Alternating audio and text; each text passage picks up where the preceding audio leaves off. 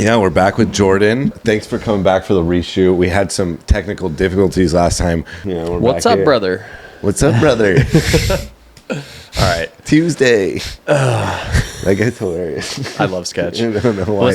You know that guy? Yeah, he's a Madden streamer. His name is Sketch. Okay. He streams. He's like this kid. He streams and he wears glasses. He's this nerdy kid. He's always looking like he's only like squinting his eyes through his like Coke bottle thick glasses, and he's so much money in that. Destroying people on Madden, just talking shit, and he has the funniest like little ticks. He like always raises his finger up and is like, "What's up, brother? Thank you, brother." So, the whole entire sports world has gone crazy for him, But anyways, I want to shout out this guy on Instagram. His clothing company is named Always Sober. He sent me a couple hats. And he saw the podcast and he's supporting, and I was really thankful for that. I'm going to tag him in the post, and you guys go check out his merch. He's he's supporting the sober community and the recovery community. So I was wearing his hat today. It's called Always Sober. Thank you again for that. But yeah, so we're here with Jordan W. Back on the podcast. How you doing, man? Good. Yeah. I was a little late. I got caught up in the middle of like some work stuff. I get in the zone and I get locked in. It's hard to get me out. Yeah. How's that been going for you? The marketing and everything. So, I mean, starting out, I had no real direction on what I wanted to do. There were just a lot of people that came up to me and they were like, "Hey, do you have a camera?" I'm like, "No, I have an iPhone, but I know how TikTok works and I know how everything works." And I was like shooting ads on my iPhone 15 and my iPhone 14, and I was shooting like testimonials and stuff, and I got better, and then all of a sudden I had like 10 clients with an iPhone, and I was like, I should probably buy a camera. And when I did, like half those people went out of business, but you know, it goes. I'm like, but that's their fault, not his. Yeah. No, they're not out of business. They're just out of business with me. That might be your fault. No, I'm just kidding. It's no one's fault. Like it's hard because if you work with artists or stuff like that, it's hard to like lock in an artist, because the thing about it is like they should be able to like work with and like however they want. And if you're running a business, you need like a specific system that it's like, we're going to shoot on this day every single week. These are the deliverables. This is what I want to get you. And with artists, it's just like, maybe this, maybe that. I don't know. It's like, and they're like eating Funyuns, and it's like not. Like, it's so specific. So I'm like trying to dial it back to where I'm like strictly healthcare, and I've got 3 healthcare specific clients, and that's what I'm rocking with. Well, I see you also do a lot of work with that guy named Wetbrain. That's the one artist I kept. Oh yeah. He's I love him. Yeah, he's amazing. Yeah, I freaking it's fun to watch his stuff because I've seen him around and also watch his like following blow up. Because I've seen him around the meetings for like years, But what's his stuff like? I was just wondering, he's not Tom Segura's brother? No. So he's like our age, bro. Yeah. No. No, we like did a post a long time ago. It was the first day we ever worked together. And I went over to his house and we were just filming stupid shit, like him faking drug tests for his mom, and did like a crib style video. And then he just started saying some stupid shit one day and was just like talking about the difference between a crack cocaine drug test and a powder cocaine drug test. How it shows up on a panel, they're the exact same. So like if you just say you did coke, it looks better. Yeah, because coke is better than crack. Exactly. It's more 100%. acceptable socially.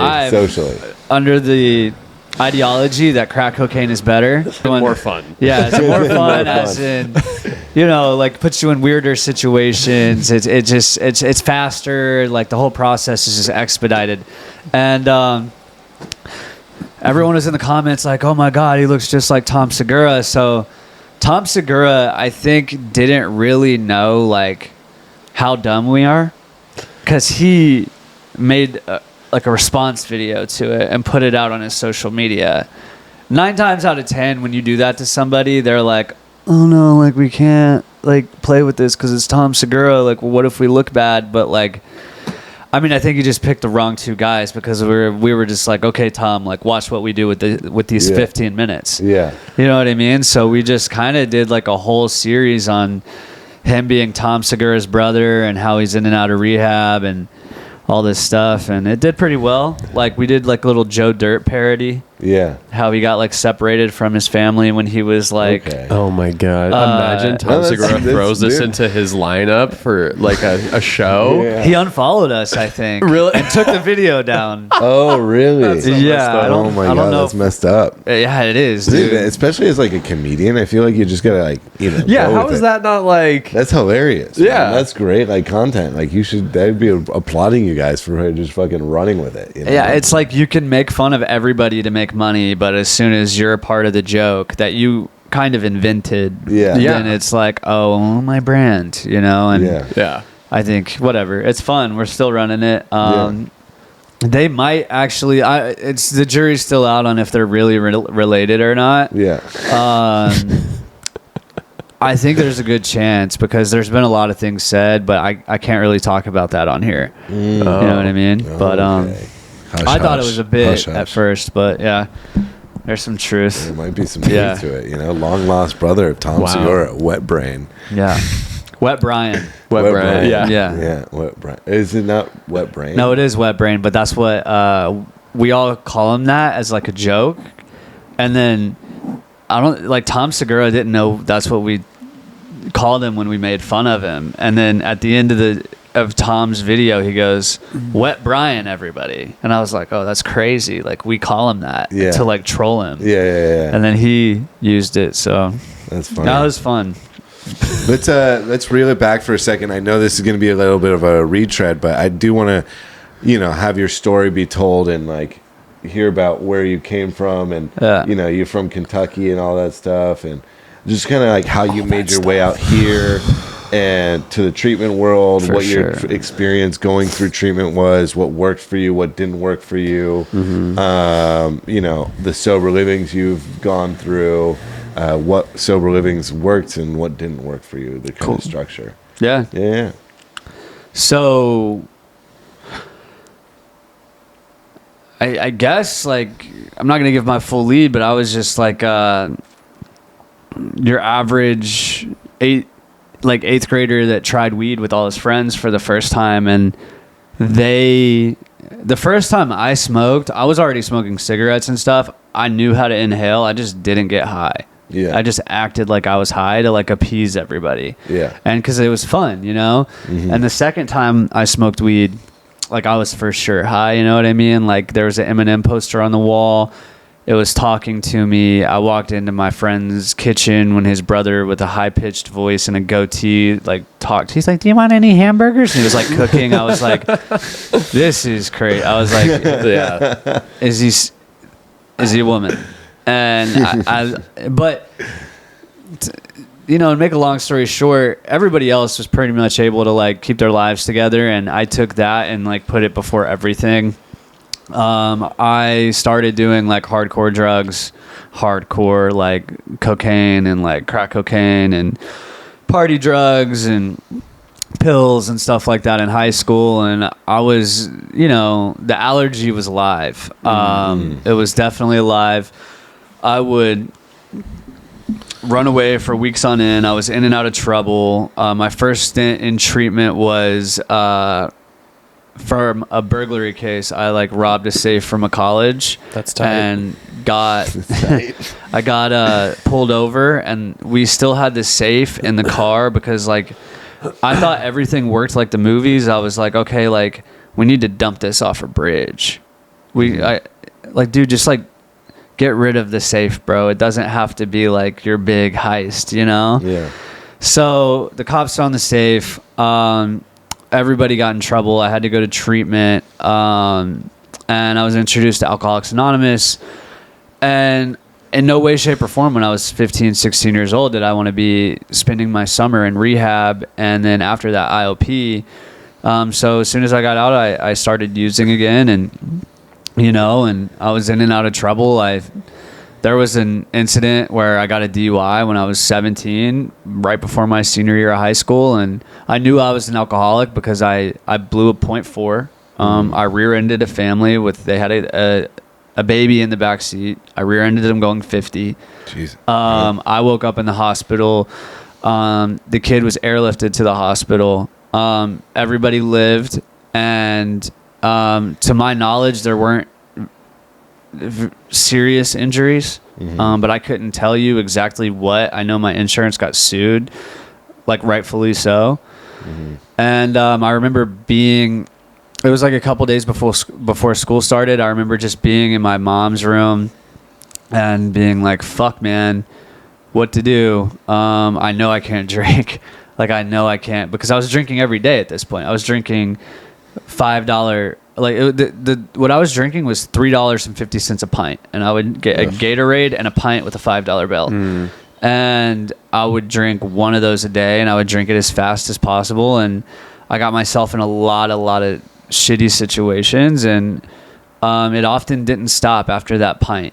You know what I mean? And this time it didn't. And I have no memory even getting in my car, and I was in my mom's house, or my mom and dad's house. I was in my room, and I was just like, I cannot drink. How long can I not drink for? I'm going to try to do this thing. I enrolled back in an ILP program.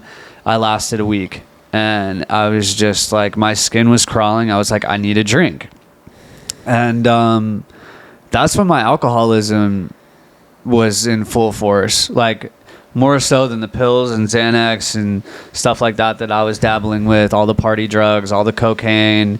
I found alcohol when very early on, and I drank very, very, very hard and every single day, all day.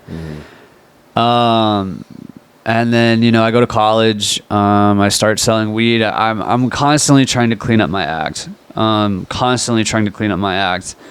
And I had success selling weed, and, one day it changed because my drug dealer told me, like, we're not selling weed anymore, man. I was like, well, what the fuck, dude? I'm out of job. He's like, no, like, here's these blue pills. And my alcoholism just went away. You know what I mean? Were they Roxy's? Yeah, they were Roxy. I love Roxy's. I know. I did. I hated some them at toasted first. marshmallow. Yeah. You smoke them, bro? Oof. I snorted them, but I smoked them a little bit. I had friends that smoked them, but I just didn't have the money to smoke them like that. Or else I'd be broke and I'd be out. I'd owe money. You know what I mean? Yeah. And it went from me being drunk all the time in my apartment and this college campus, with all these hippie kids and party kids selling weed. What school did you get at? I went to the community college version of Kentucky, but they were attached. So I lived in the Kentucky dorms. I just didn't have to do the real shit. You know what I mean? I got to live on campus and live the lifestyle without actually having to do it. And it was pretty much just like a loophole. And I got an apartment there, and it was just a party house. And I went from being with all the party kids to, once it switched over, it was okay, now it's all of the suburban kids whose parents don't know that they're strung out are pretty much I'm watching their lives crumble before my eyes, and they're my best friends, but I'm in the throes of addiction, so I just let it happen. And I'm the one supplying it, and I'm the one supporting it, and I know that they're stealing from their parents. I know that they're stealing from their friends. I know all of this shit, and at the same time, my morals couldn't cut that off, because I'm well, I need to get high and I need to make money, and my parents don't have money like that, so this is just the way it is. That sucked, dude, because I watched and maybe even contributed to a lot of my friends' downfall, and I watched it happen right before my eyes, and and then it didn't even stop there. There were real junkies that living on the street that would come to my apartment. They'd be I'd be with my college girlfriend, and a couple would come in and be we're gonna shoot dope on your couch, and I'm what the fuck? This was when I just found out what getting dope sick was. Like, I thought I had the flu, you know what I mean? Yeah. Like, I didn't know. I went to my mom's house and had her cook me chicken noodle soup just because I didn't know I was a drug addict. Yeah. I mean, I knew, but, like, I didn't know, like, the get down, like, the X's and O's and, like, 2 + 2 = 4 type shit. And someone told me, just take a pill. You're an idiot. And I did. And I was like, damn, that's crazy. Yeah. I was like, why would they make it this way? And, you know, or, like, someone would run in my house and be like, there's a car parked outside. I just robbed him. Keep the door locked and don't answer. And I'm like, bro, I'm like 115 pounds soaking wet. Like, Dude, get out. Yeah. he's bigger than me. Yeah. They're all bigger than me. I'm like, man. I'm fucked, bro. Like, it's It kind gnarly. of reminds me of that scene in like Train Spotting where like that guy, the guy moved to London to clean up his act. Yeah. And then his like friend followed him from Ireland and it's like, all right, I'm running shit out of here now. Yeah. You know? It's like, I'm taking over your apartment. You don't get a say in what I'm doing over here, you know? Exactly. Like, I'm going to shoot up here. I'm going to have like, steal shit. I'm going to trash your apartment and you don't get a say in it because, I'm more powerful and bigger than you. So, funny enough, I lose that apartment. I didn't lose it, but like, I definitely set the record for like damages done to an apartment at that building. So, You say you didn't get your security deposit back? I didn't get it back, dude. They tried. He probably owed money. I did, but They probably like sued you to get more money. I don't know what happened. My dad's very mean to people on the phone, so I think that they just took the deposit and it was that. And then from there it got worse. It was like, okay, now like I'm watching my friends that are strung out with me go down, and then like I started like taking my debauchery from like just the junkie world to like everyone's lives. Like I moved in with 5 of my high school best friends. We all got a house together, big house, and it was supposed to be like, okay, our house is gonna be like the fun house. No.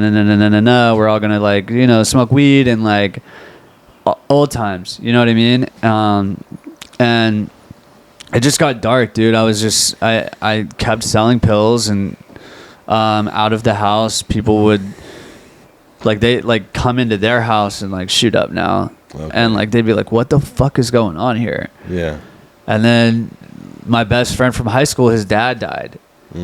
And the day of the visitation, I'm like so strung out in my head. Like I'd been planning this party for like a week, and they like all my roommates were like, can you just not have this thing?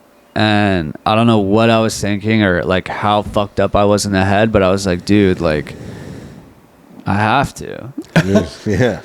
It was fucked. Selfishness. So I like had it, and the only people that showed up were my drug dealers. So we just stayed in the room, like just like doing drugs for like 24, 48 hours or whatnot. And my friend showed up. I didn't know how to be a friend. I didn't know how to deal with it. I didn't know what he was going through. All I knew was like, all I was like in myself. And that was something that I didn't know that I did wrong until later. Until like I got sober and someone like had to like explain to me like how selfish and self-centered I actually am. And then, after that, like that friendship fizzled out. I go to my high school friends, or no, I make new friends, and they're all on the same tip as me. We're all strung out, and pretty much the ringleader, he was paralyzed from like the chest down. So he was at a party in high school. This dude that we were friends with was doing donuts in a truck. They didn't see him. They hit him, paralyzed him for life when he was 16. Jesus. Won a giant settlement for upwards to like 20-something million. Holy. And so we were just like all thick as thieves in this fool's house. And we all lived there. You know what I mean? Like there was only like one guy had the other room, and then the rest of us were just like on the couch, or like if we found a place to sleep. But we were all in this thing, trudging drug addiction together. We had like the craziest time, the wildest stories. And towards the end of it, it's this big ass house with like an elevator, 80-inch TVs on the wall. It looked like something from like Alpha Dog. You know what I mean? Yeah. And he's like, "Will you stop selling coke out of my house, please?" And I'm like, in my head, like I'm justifying it. I'm like, okay, Weston, your best friend, lives in the other room. He's selling shit. Your fucking real drug dealer boys come over all the time. Like, I'm selling you Xanaxes for what I get them for. You know what I mean? And then when I'm sick, you won't sell them back to me. Like, what the fuck is that? Like, meanwhile, he's paying the rent. He's paying for the gas. Every time we go to the bar, he's spending $1,000 a night for all of our drinks. And he's just asked me to stop selling coke out of his house. And I just couldn't do it. And I got that house raided by, like, the DEA. And it was a big deal. They trashed his house. They broke his elevator. The cops, like, he had this like dog that he paid 15 grand for that had all this training that could like turn on lights and light bulbs and shit. Like, they like freaked the dog out, all kinds of shit. And you know, like, that was when I was like, fuck, dude, because I was in the courtroom. And this is like kind of how it always happened. Whenever the cops would catch us with him, they'd see, oh, kid in the wheelchair, and they'd let us go. You know, I've watched him drive his car through like a bank, and he's like, my hands slipped because he drove with his hands. You know what I mean? Yeah. And like, no one got hurt, but like, we would just show up all strung out to pick him up, and it was just wildness. And I was in the courtroom, and the detective was sitting there, like, you know, his name was Jordan. My friend's name is Jordan too. He's like, Jordan Keener. He's paraplegic. He said he repeatedly asked Mr. Woodrum to stop selling drugs out of his house, and he just like wouldn't. I was like, bro, that happened for like 2 days before I got arrested. You know what I mean? But it put things into perspective. I was like, yeah, he's right. And that dude, like, everyone was mad at me after that. Everybody. Because they associate his addiction with me, which was farthest thing from the case, dude. We were all just junked out, like, from the time we started hanging out till the time we stopped. And I had to go to a treatment center, because I went to jail. I got put on this like ankle monitor program. I was trying to get out of the jail time. I went to a treatment center. They're like, if you want to like get out of doing the time that you're really going to have to do, you're going to have to go to this place called the Shepherd's House, and that's a year-long program. And it's gnarly. I was like, sign me up, dude. I'm not going back to jail. Like, fuck that, dude. Like, it was...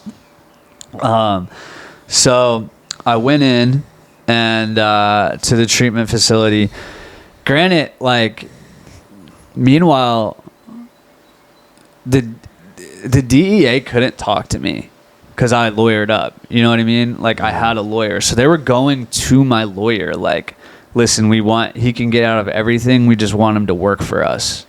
And I'm like, freaked out. Like, I'm like watching movies again. Like, this is like, I'm like, fuck, dude. So are they gonna put me in? And then I go to this program. Yeah, I go to this rehab, bro. And like, this is like before I had made my mind up that I wasn't gonna do it. I'm like, dude, like, oh, fuck, dude. They're trying to throw the book at me to scare me, to try to get me to roll. They're like, 20 years, da-da-da-da-da-da, like, just listing off all these felonies. Half the drugs were my boy Keener's. Yeah. And they were just like, oh, he's in a wheelchair. Give him to Jordan. You know what I mean? Like, everyone's just like, Jordan, because they had me on a wire. Yeah, you're a scapegoat. Exactly. They had me on a wire selling to an informant. So I was just like, going to take the fall for everybody. And all of a sudden, my plug's girlfriend comes into the rehab because she's got a problem now. Like, 3 weeks later, my plug shot a kid my age in the head in broad daylight. His cousin did, and like, he got shipped off for 20 years. So Jesus. I'm like, I don't know, like, I think it might have just been like me tripping, but like on Family Day, my plug was there. And were you like, oh fuck? I was just like, bro, like part of me was just like young, and I actually believed I was like living the life, like that life, like you know what I mean? Like I thought like I was in with the hood motherfuckers, and like I'm not, and I'm like no different. Like I'm just like your average kid that like wannabe gangster that like hung out with like the suburban college kids that also like had like friends that wanted to hang out with us because we made them money, and like they hung out with us to make money, but I thought they were my friends and shit, you know what I mean? Like I'm like thinking like I'm living this life, and I'm like, yeah, bro, they're keeping eyes on me. I try to hook up with her. I'm like, and I got pretty close, so I'm like, I'm just like full blown from reality. But after that, my lawyer came, and I was like, I'm not doing it. You know what I mean? I just like this is too close for comfort. I didn't do it. I went to the shepherd's house, and I signed for 6 years on the shelf with 5 years probation, and that place like changed my entire life, planted a seed of Alcoholics Anonymous in my head, forced me to work the steps, forced me to get a job, pay my own way, don't accept any other money from anybody else besides myself, and you know, give back to the new person, be a man, like feed the homeless if I got in trouble, hold my peers accountable, and like learn what it was like to be a true friend, because I hadn't done that with my relationships before. Does that make sense? Yeah. Like my two best friends in the world, I had done so dirty, and you know, like they taught me how to like have real relationships that like meant probably more than my friends than when I was using, you know, and that was crazy. I like fell in love with the process of getting sober. I was going to like it was in Kentucky, so I was going like to all these YPAW conferences all over the country. Like I was like 21, 22 years old. Granted, it was still in my hometown, so like all my friends that like knew me, I would see them out in public. They'd be like, "What? Are you like in witness protection, like fucking with me?" I'm like, in my head, I'm like, I got pretty close. Yeah. You know, like, but I'm just like, I wasn't, and I'd be like, no, dude, this thing, you know, I'm sober now, and I was like the first one. Like I was 21, 22. I was 22, so everyone was like, that's so weird, like don't you hate your life? I'm like, no dude, it's crazy, like I love it. And I got up to like 2 years sober, and I was hanging out with my friend in the wheelchair, my sister and her friend, and we went to Portugal the Man concert, and he was drinking, and I probably was slacking somewhere, and I missed the days where me and him, I just missed my relationship with him. And I thought that like to have that, I had to drink and use. So I drank with him, and that was like the first time I ever relapsed and threw 2 years down the drain. Isn't that interesting? I like, cause he asked you, cause you were sober, don't you hate your life? Yeah. Right. And to me, it's like only the people that truly loved and cared about me asked me that question when I was getting high. Don't you hate your life? Yeah. Those people have not once ever asked me that since I got sober. Yeah. You know? And that's like, you can like really see the difference in people with like questions like that, you know, and like when they ask and how they ask and stuff. And it's like, you know, to me, it's those types of people like I don't need around. You know what I mean? That's like my codependency though. Yeah. No, I get it. Yeah. Because like the craziest shit happened, and it's like those were the times, and like being 21 or 22, like having those relationships ripped away from me, I just had like the most extreme case of FOMO ever. And like I was mentally mature enough, but I wasn't emotionally mature enough. And like now 100%, bro, like I don't want those people in my life. But then like it fucked me up, dude. And and that was like the first of many relapses. And where was this? What was this house you went to called again? The Shepherd's House. Where was that? In Lexington. Okay, so that was in Kentucky. Yeah.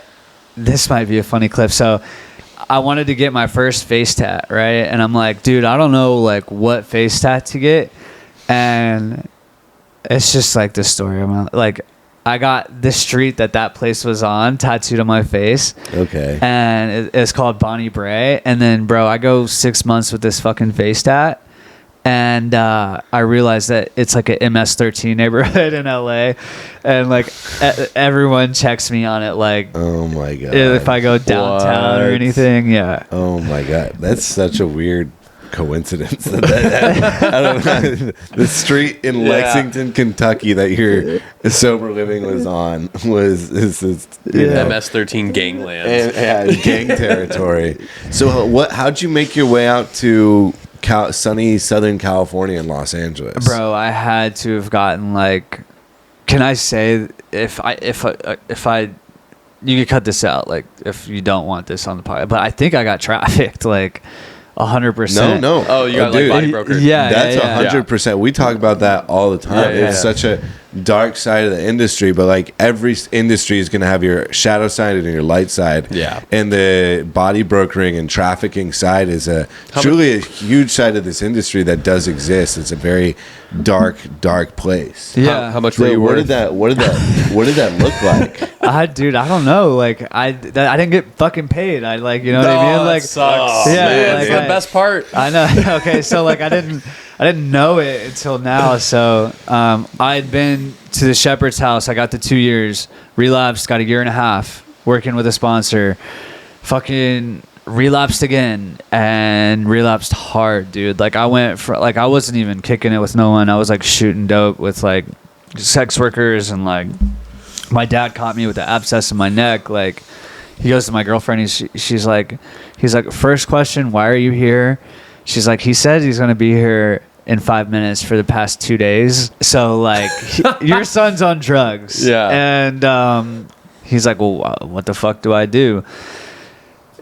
He calls my sister. My sister is like a general manager of a restaurant in Boston. She's like, my bartender, you know, I'm talking about it at work. He comes up to me. He's like, listen, I went to California and changed my life. I went to rehab here, close to home. He needs the geographic, and like got in. And my sister, like, I mean, she's like wanted to fix me from like the time I started showing signs of addiction. So she's like believing his shit, and she's like, Mom, Dad, this is what we're doing. We're sending him here. He has insurance. Da da da da da da da. I'm like, oh fuck, whatever, dude. Like I have a girlfriend here. Like I've got so much going on. I love Kentucky. I do, and I'm like fighting it, and then I agree to go, but I want to come back. You know what I mean? And I get here, and two dudes from CRLA are there to pick me up to take me to Detox, which was Chris Batham's place. Oh, cold water, cold canyon recovery. I don't know It's something like that. Yeah. It was in Malibu? Yeah. Yeah, it was Cold Canyon. 2020 special, and they're like talking all this shit, like how it was so dope, and they take me to this Detox in Laguna, and in my head I'm like so stoked I'm gonna go to LA. The Detox I'm at gets shut down. They're like, oh, by the way, a 2020 special about the place we were gonna send you just came out today, so you're not going there. Or like the news, like it just got fucked up. Yeah. And I'm like, fuck, man. Those guys seem so cool, dude. Yeah. I was like, they were talking about going to the strip club, all this shit. And I got sent to this place in Culver City, and you know, it was cool.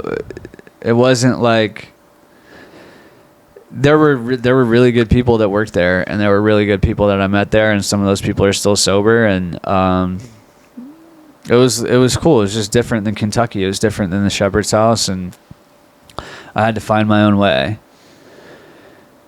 Yeah, and then, you know, fucking there's so much. Dude, that guy, Yeah.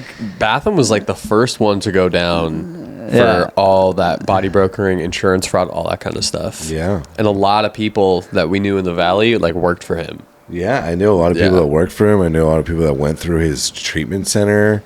Like it was crazy. He would graduate people from his program, then bring them back to work for him as like interns, but still be billing their insurance. Fucking crazy. And it was just, you know, and like I don't think he paid them. He just worked You're an for intern. them. You're an intern. I saved your life. You know, Yeah. I saved, exactly. Now repay it. Yeah. Dude, it's this also this industry can have like is great for people that are like sociopaths, because there's people that are just so like narcissistic and are like think that they are like a Jesus type figure or like a cult leader type figure, and you have to follow them to every single word they say, and they create this following, and they're like, look how great I am, you know. But when it all really goes back to, it's just like, And if you get high following him, they're like, get out of here. Yeah. it's That's like, the crazy part. yeah, That's the crazy part. Yeah. And there's like, trust me, I know. Like, yeah, exactly. Yeah. But what I'll say is like it's this industry and the entertainment industry, because these two industries are people where the entertainment industry, people are usually like waiters or like struggling artists, and they will do anything. They're just insecure.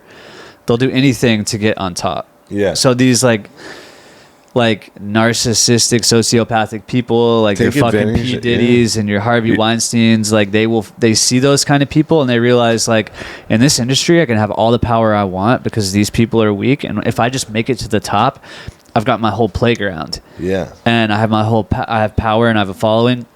And I feel like in the recovery industry, those kinds of people, they're like, oh, they look at drug addicts, they're charismatic, but they have no self-worth, they have no self-esteem, no one's ever given them a chance. They will do anything just to have like the title of like program director, manager, you know, no matter what they get paid, and they will do anything for you to get that validation. Yeah, of course. And the same way that the entertainment industry people do, I feel like the recovery industry, those sociopathic people do, where they like create that thing that you're talking about. Yeah. And then it's the same deal, their own little playground. Yeah. Now what's scary is now they're starting to like collide. Yeah. And it's like, oh fuck, Yeah. it's crazy. And the people, it's this people just taking advantage of others in desperate situations and who are vulnerable and desperate, and you get a narcissistic leader in there, and it's just all bad news after that. And there's a lot of places like that exist, and it's just I always just goes back to like the basic stuff that worked for me is just the 12 steps and AA and the fellowship, and everything else outside of that is just, it's all. The only thing like we'll say to someone is like if we clearly see them like acting inappropriately, you know what I mean, like being dishonest, stuff like that, like the only thing that we do is like accountability, like, hey, do you really think that was the best move type of thing, like not telling them what to do, but like you got to look at this differently, you know what I mean, like because that's the point, right? Like you get sober and you like need to change who you are. It's not just about like not getting high or drunk anymore. It's about like becoming someone new, probably becoming someone where it's like, this is who you actually are. This is who you are as a person from now on, because you're sober, and it's no longer instinctual reactions, right? Which is so much of what we do when we get high is an instinctual reaction to continue to live and get what we want. But when you're sober and that's no longer a factor, it's a decision-making process, and those choices then start to show people who you actually are. Yeah. You know what I mean? Yeah. And I think that that's like what should be honed in on and like pointed out mostly, like when people get sober, is like the behavior, like just look at yourself. Yeah, how can we change our behaviors? And getting sober is, being physically sober is just the tip of the iceberg. It's all about changing your behavior, becoming a better person, changing your relationships with people, and just living your life that has, in a way that has purpose, and that's not so self-centered, and where you're being of service to others and showing up for your community in ways that you weren't able to do because you were getting drunk and high the whole time and just thinking about yourself. And that's the foundation right there of emotional sobriety. Yeah. And people forget that. People are like, oh, I'm physically sober now. Like, let's go get this bag. Like, let's go get this bread. Let's go get, let's just, keep living having the same shitty character defects that I had while I was using, and keep causing like wreckage and harm to the people around us, And you see that all the time, It's because people don't want to do the work that it takes to actually change their personality and their behaviors. Because guess what? It's fucking hard to, you know, be honest with people when you're not going to get your way because you're honest with them, you know, because it's hard to not manipulate somebody because now I'm not going to get my way and what I want. And I'm like in a huge amount of fear about not getting what I want, you know? And that's where the real work comes in, is, you know, making those little behavioral changes every single day. And that's what that's a lot of what the step work focuses on. You know?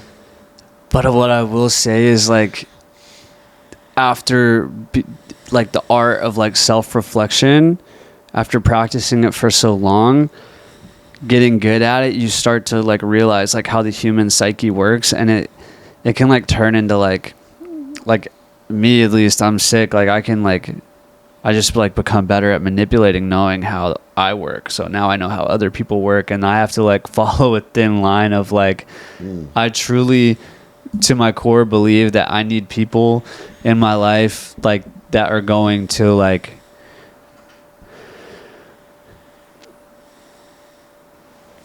challenge my thoughts because they care. Yes. Tell me the fucking truth. Yes. And not because you're gonna leave, not because you want to fucking make me look bad, but I need you to fucking tell me the truth, because sometimes I don't know and I think that I'm right. And I have to check myself, because I'm like, I feel like because I want that, I need to be that for other people. And like, if I'm that too much for other people, like, they're gonna be like, I don't want to fuck with this dude. Yeah, this dude's a dick. Yeah, this dude's a dick. 100%. Yeah. 100%. So I'm like in this weird space where I'm like trying to learn how to like just be. That's like my next fucking journey, is like just be spiritual and help, and that's it. Yeah. And like shut the fuck up, and like you need that in your life and accept it. But like I'm seeking I'm just seeking like to be free from resentments and like ego and shit, and it's fucking hard, dude, cause for sure I fuck up, and I fucked up last night, and like I've been doing good on a situation for like a month, bro. Like I've been so good, and like one bad mistake will make you like look like you texted her or what? No. Oh, I thought that's what it was. No. Close. Like, yeah? It was like a situation where I have a girlfriend, and like some fucking drama got started. So I told my girl to like to fucking tell her how it is. And like it hurt other people's feelings. You know what I mean? Yeah. And then I'm like, okay, if I just would have shut the fuck up and like not put my hands in this situation, none of this would have happened. Yeah. So I'm learning, dude. Yeah, I mean, but that's the thing. It's like we're always learning, you know? Yeah. I have 8.5 years sober, and I remain teachable. You know, I have a sponsor that has 5 years sober because he works a better program than I do, you know? And I remain teachable, you know? I never think that I know more than anybody else. That's crazy. Yeah. Who's your sponsor? Dylan Roby. Okay, yeah. He was on the podcast. Yeah, Dylan's dope, bro. Dylan's works a great program. Yeah. He's like awesome. I love Dylan. You know? He's fucking super cool guy. He's so happy. Yeah. Yes. That's like what I need to look for, is like somebody who's like at peace, they're happy, and then I look at their relationships. Yeah. People look at mine and they're like, I fuck that. I'm not touching this fool. But I'm also like, you know, like I said, I'm in the process of like trying to change, and I do think that most people can change, but I think that there's very few that can't, and I don't want to be one of those very few people. Yeah. No, yeah. What was something that you used to do, like, while you were getting high, that you didn't realize wasn't normal until you got sober? Okay, like, yeah. So I've had so many stints at sobriety where like I get a year or I get 2 years. Like I've had 2 years twice. I've had a year and a half once. I've had a year once. Like my relapse is just hard and fucking like I burn it down very fast, and like someone comes and saves the day. So I have a lot of experience with sobriety. I don't have a lot of experience with staying sober. But like before I was ever like when I went to the shepherd's house, when I say they like instilled like morals in me for the first time, they really did. Because before that, I had no fucking idea that like just being an asshole to my girlfriend was bad. I thought that I was literally right and that she cheated on me so I could say whatever I wanted. Right. I thought that she did this, so that gave me a free pass to do as many drugs and like steal out of her purse. I thought that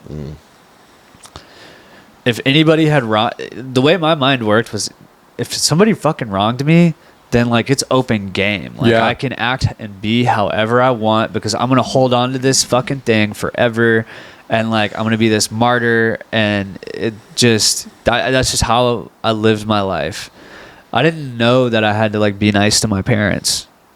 I didn't. I thought that I was entitled. Like, dude, my dad was adopted. You know what I mean? I had no idea that I had no concept of like putting myself in anybody else's shoes ever.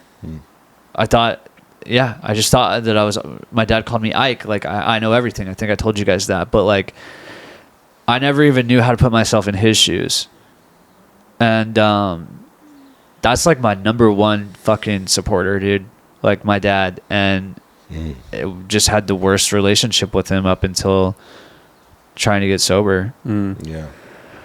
I think that's such a huge, important part of like sobriety is being able to put yourself in other people's shoes. And that's something I wasn't able to do as well until, I got sober. Is like realize how my actions affected other people or like what they were going through, because we're just self-centered. We're just so selfish and self-centered and we're only thinking about ourselves. We're not thinking about how our actions affect other people, and like what they're going through and how they're dealing with this, and being able to put myself in other people's shoes was so healing, and being able, because it allows you to empathize with that person, and have compassion and sympathy and tolerance for other people and what they're going through. Yeah. And it's crazy because like I had empathy. Like I would like see things on TV and I would feel empathy. I would like cry during like cheesy commercials. But I do think that us as alcoholics, like I don't think we're full blown sociopaths, but I think that we have like by default narcissistic tendencies that are kind of like our operating system. But I don't think that it's like also unfixable. Like when I say like I don't want to be one of those people that are unfixable, I think that your normal alcoholic is just they have narcissistic tendencies. They've been masking everything with drugs and alcohol. They've been able to fix themselves their entire life. So like why would they ever put themselves in anybody else's shoes when they have the solution, me and this thing? And but I do think that like you have to awaken that ability. Does that make sense? Like you have to like relearn a new operating system. And I think it's better though, like, because I understand what you're saying, but I think it's easier to hear something more along the lines of like you have character defects that could be mirrored to narcissistic tendencies, right? Because it's like at the end of the day, it's like our core root character defect is selfishness, self-centeredness, whatever you want to call it, right? And like that's where you only thinking inward, you only think you're the only one with answers. It's all just selfishness, you know what I mean? So it's like that type of thought process, like to me, like that's like mirroring narcissistic tendencies, but not necessarily like falling under the same umbrella as narcissism. 100%. You know what I mean? Yes. I think because I do agree with what you're saying. I just think it's like if you tell someone that you have narcissistic tendencies, they're gonna like. Normal people wouldn't understand what the hell I'm talking about. Right. Yeah, like no, but that's what I mean. If you're going through the work with a sponsee or something, and you're like, you have narcissistic tendencies, they're like, oh fuck, I'm a narcissist, and then in their head they're like, well, I'm a narcissist, so I should behave like a narcissist type thing. You know what I mean? It goes under the labeling.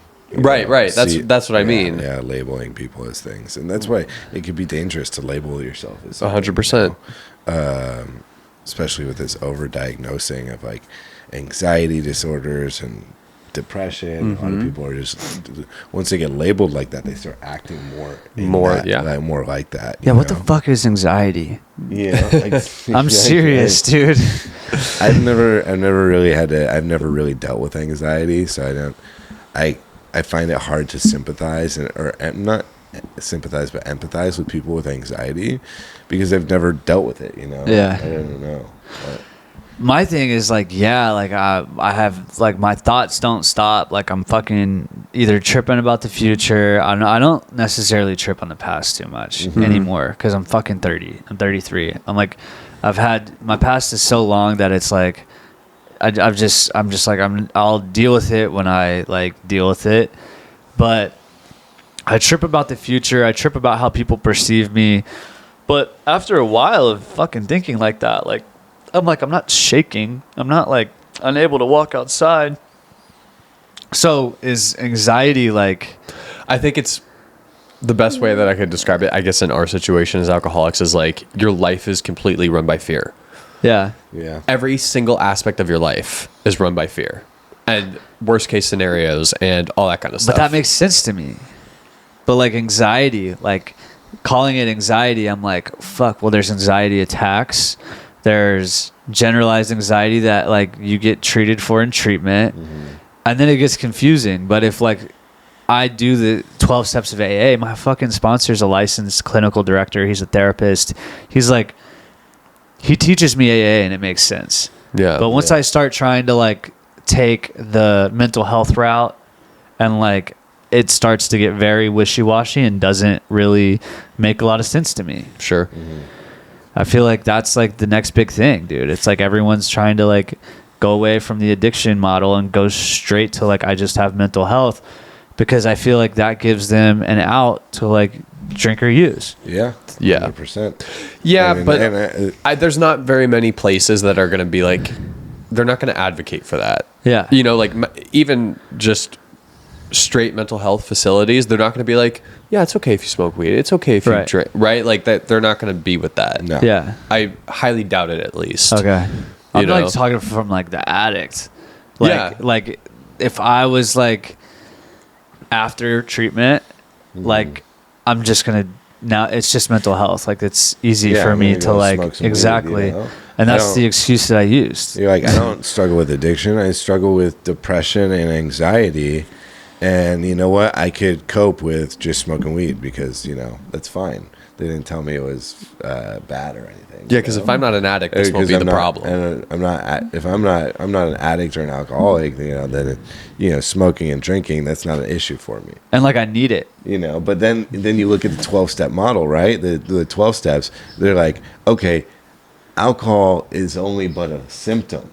Yeah. Alcohol and It's drug only- use is only only mentioned- is only a symptom of your disease, a disease that is much deeper, and that's where your depression is coming from. That's where your anxiety is coming from. That's where your, all of your mental health issues. A lot of them are coming from is this ism, right? This ism, and that's how I think it could be tied together with alcoholism. Yeah. And be using alcohol just to mask that, and you're not really looking at the inner problem. You're just using alcohol and drug use as a band-aid, because it is, at the end of the day, it is a solution, but it's a very temporary one that leads to more problems. Yeah, and I mean, I honestly, like, to be like real, like, I think the best way that I could just explain addiction is like to say that like I don't know anything for me, because like I get on these rants where like I think that I do, and I get in trouble. Does that make sense? Yeah. I'm just like, fuck. 100%. Anyways, but we're coming up on time here. But one thing I like to ask my guests is funny, is what's like the most embarrassing story you have while you were drinking and using? Okay. Shit. All right. Like embarrassing.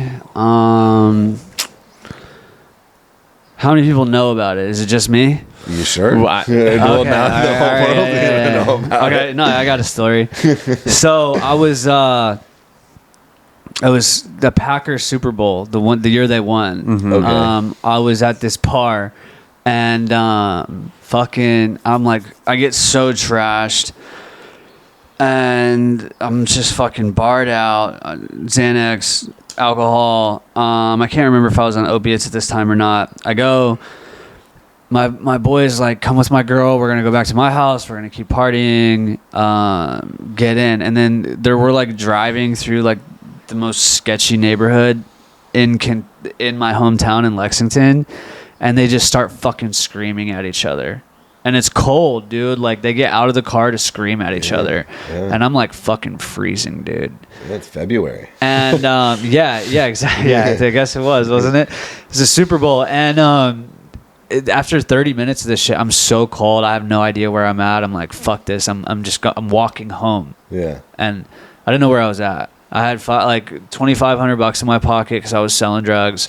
And I'm, like, wearing boat shoes, khakis, button-down shirt. Whoa. Yeah. Right. Like frat strap with the shades on. Nice. And a taxi driver pulls up next to me. He's like, "You're gonna get fucking killed. What are you doing?"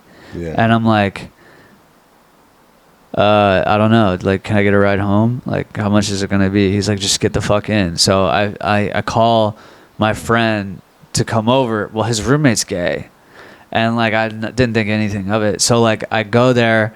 I black out at their house. I'm like asleep on their couch, and I wake up and I'm like, oh fuck, dude. Like, I hope nothing bad happened. You know what I mean? And then I go home, and like, I don't know if it was just because like I ate a bunch of spicy food or whatever, but like I go to take a shit, and then like it fucking, it's like it like hurts, and I'm like, I call my girlfriend, and I'm like, listen, I don't know what happened. I'm like, listen, I don't know what happened, dude. I don't know. No, I don't know if I did. I don't know what happened. I really don't, because like sometimes like when you shit, like it just stings. It could have been spicy food. And I call her, I'm freaking out. I could have been paranoid. I'm a paranoid guy. And she's like, "Oh, it's okay, babe. Like, I'm sure nothing happened, like, but it could have." And I was like, fuck, man. Like, she was the wrong person to call. So I get a job like waiting tables later on, and like this girl that knew everybody is like, I'm at my job eating, and then she's like, "Oh, you guys are dating? I had no idea," because they used to hang out with this gay dude. She's like, "Yeah, he thinks that he got fucked by him like at my job that I just started." And I'm like, oh, fuck. I'm like, oh my God, like it could not be true. Yeah. You know what I mean? Yeah. But it could be. I really don't know. Yeah, I mean, you could have gotten butt fucked. I could have, gotten butt Let us raped. know in the comments what you guys think. Yeah. Do you Let me think know. Jordan Did it happen did, or not? Did Jordan Let me know get butt raped or And not? dude, if something, and also, dude, like if you've had similar experience, like it's okay. Like just speak freely. It's true. The most amount of rape that happens in this country is man-on-man rape. 100%, dude. Yeah, that's a stat for you guys. A little statistic. Most rape cases are men raping other men in this country. On that note, thanks for joining us on the podcast, Jordan. I appreciate the stories. Of course. And it was always, it's good getting to know you. Thank you so much for coming out for another shoot. I really appreciate it. And I'm going to tag him in the comments so you guys can find his Instagram. Feel free to reach out to him if you guys ever need like digital marketing services or anything along those lines. He's fantastic. He's making some of the funniest content online right now. And I really appreciate you coming on, Jordan. I really appreciate it. It's my pleasure, dude. All right. Well, Support it. Yeah, Thank you, guys. guys. I appreciate that. Thanks. Thank you.